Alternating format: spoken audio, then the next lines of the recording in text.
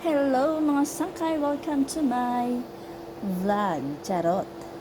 Ayan, may papakita ako. Nagpakulo ako ng buong pata. Gagawin ko tong crispy pata. Ayan nga mga sangkay, ito.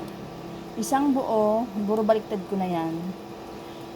Yung tubig, pinakulo ko muna, tapos nilagyan ko ng bawang, black pepper na buo, luya, laurel at saka leeks. Pwede rin dahon ng sibuyas.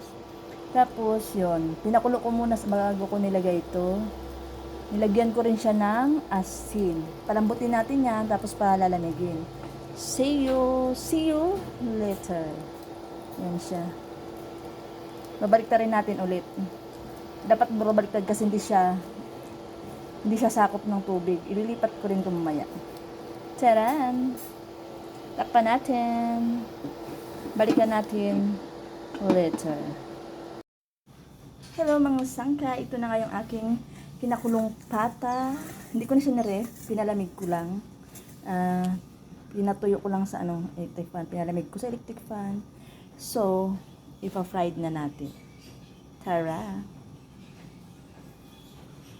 Sana makuha ko ang crispiness, deliciousness, charot. Ayan.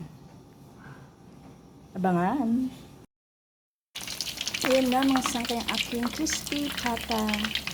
Pinaano ko na sa mantika. Ayan, maraming mantika. Binumbor baliktad ko na yan. Ayan. Tapos na yan. Tapos meron akong sausawan. Ito.